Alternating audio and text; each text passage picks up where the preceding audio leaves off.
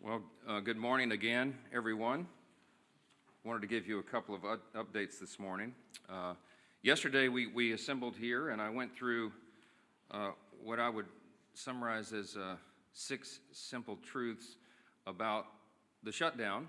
I started with the background, a review of how we got to where we are, and then talked with you about the Democrats' counter-proposal and some of the absurd things that they've been demanding to reopen the government. And then I gave you an update on the current status. We did some questions. Well, sadly, that status has not changed. As you know, last night, the Senate Democrats, the same group, voted again to keep the government closed.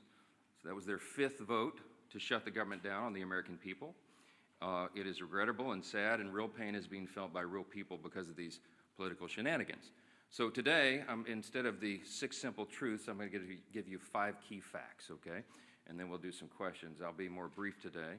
I do think it is incumbent upon us to mark the tragic anniversary of October 7. And I'll just say just a very brief word about that. There's a lot that could be said. But there are protests right now around the country and around the world against Israel. And it makes no sense. We have to remember what October 7th marks. It was a massacre. You had 1,200 people that were murdered, many of them tortured and raped. I mean, just the most heinous crimes. Bloodthirsty Hamas terrorists went into villages of Jewish people in Israel and murdered babies and put them in ovens. It's unspeakable, and I won't go into the gross detail of what happened, but it was just terribly, terribly tragic. And then, of course, they kidnapped 250 people. It was the darkest day for the Jewish people since the Holocaust. And these are objective facts, and right now there are people protesting against Israel for fighting a war to defend their people and their homeland.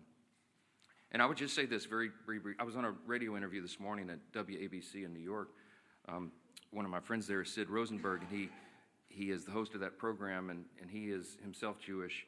And we were talking about this, and we were talking about the good versus evil thing, and he said a lot of Jewish people today are dejected because they see these protests around the globe and against the wrong side. And I just said to Sid, and I'll read it to you, I brought my Bible in here this morning. I said, Sid, I'm always comforted by this passage in the Psalms, the Old Testament, the Christian Old Testament, but this is the Psalm of the Jewish people, the Psalm of David, Psalm 37. And it says, commit your way to the Lord, trust in him, and he will do this. I'll read it to you. Trust in the Lord and do good, dwell in the land and enjoy safe pasture. Delight yourself in the Lord, and he will give you the desires of your heart. Commit your way to the Lord, trust in him, and he will do this. He will make your righteousness shine like the dawn, the justice of your cause like the noonday sun. It says, be still before the Lord and wait patiently for him. Do not fret when men succeed in their ways, when they carry out their wicked schemes.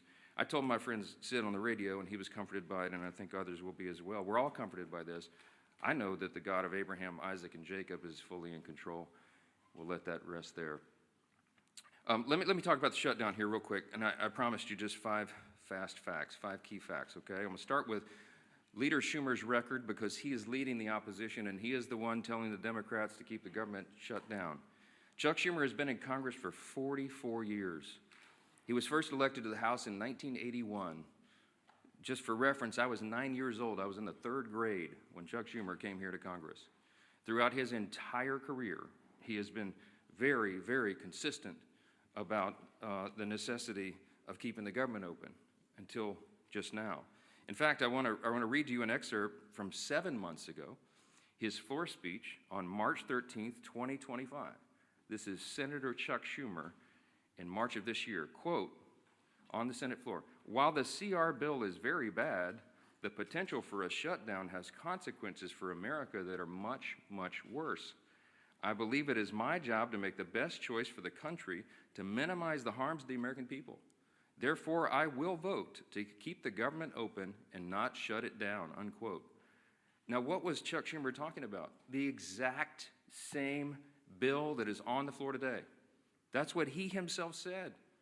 And he did vote to keep the government open. And then, during an interview with Jake Tapper on CNN following that vote, on March 14th of this year, he said, quote, I'm proud I did it. I know I did the right thing, unquote. That is Chuck Schumer himself. Today's the exact same scenario. It is the exact same vote. It is the exact same spending levels. and he has no reason whatsoever to do anything different, except for the politics.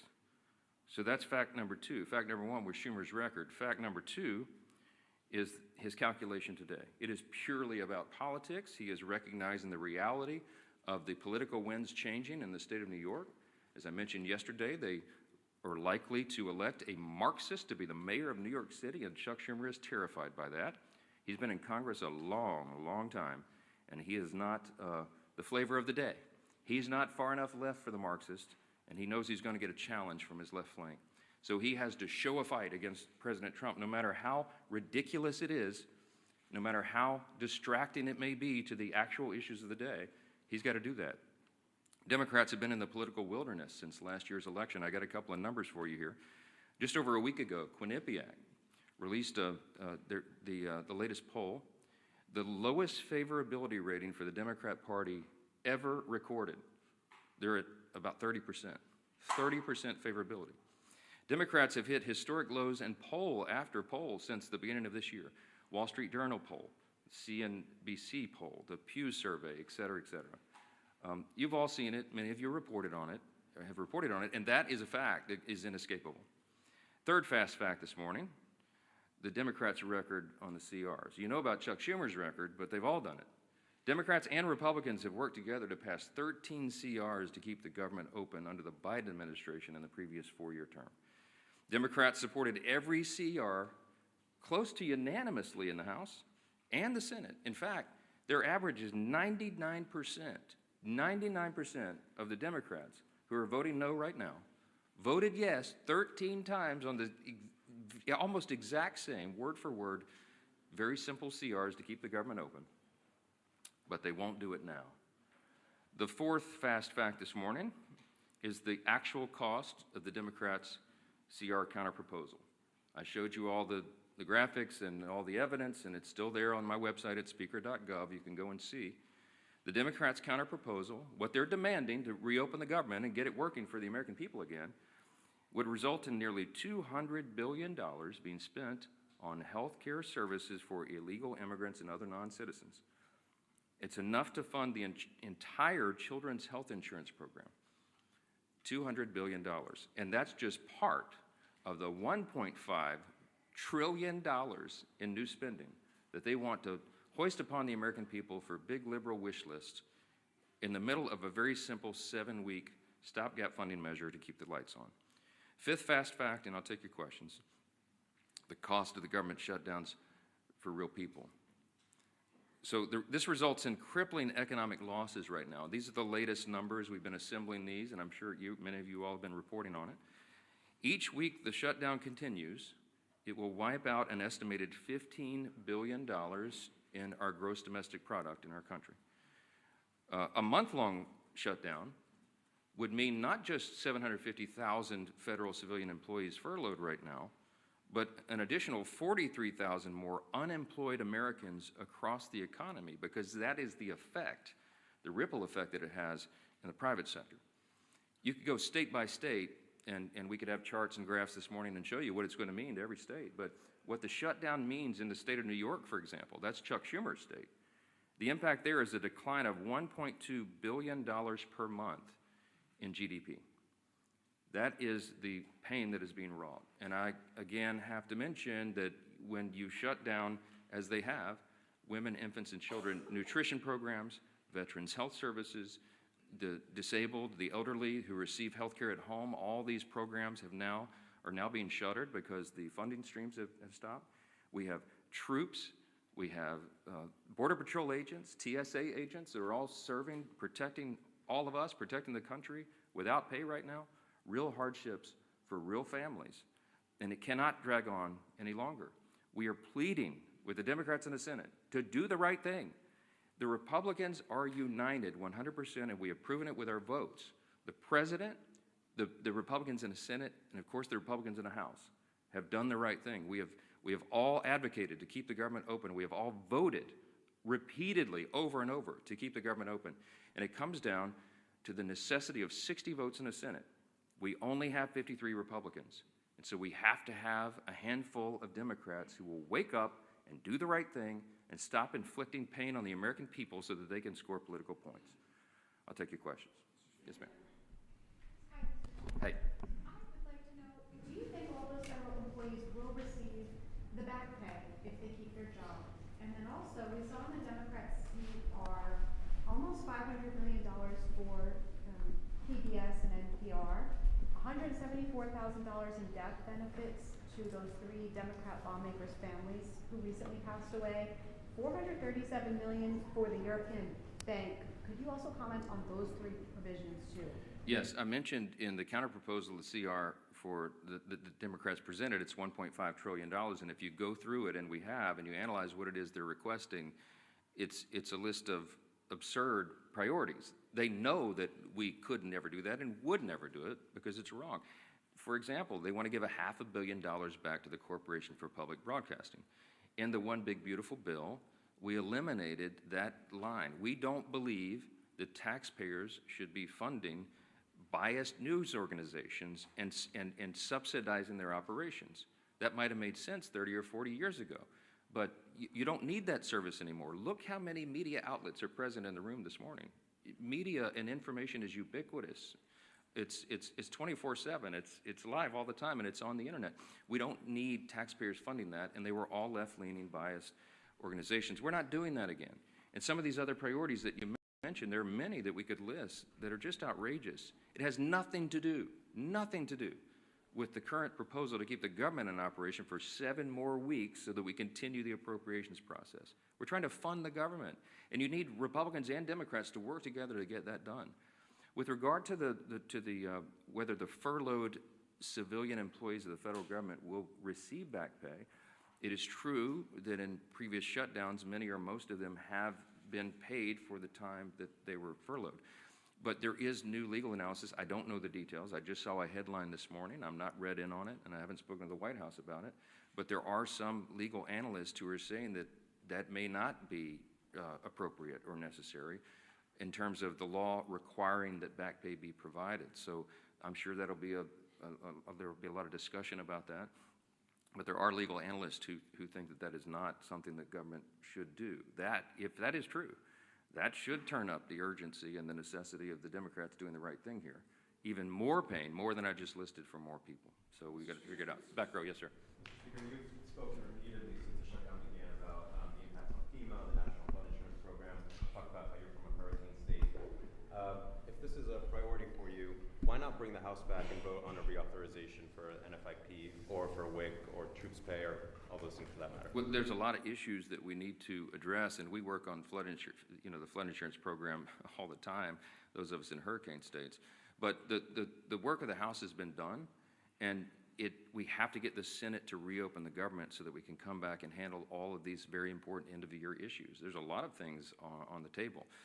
FEMA has sufficient resources right now to do that. We do have to extend the flood insurance program, annually, effectively, to make sure that it's there, but we'll do that. We'll do it in due course. There's a lot of end-of-year issues that are being conflated with this very simple issue of keeping the government open. And that is the first and most immediate priority, and we must use every leverage point we have to force the Democrats to do that. And that's why we're handling the schedule the way we are. Yes, sir. Yeah. Thanks, sir.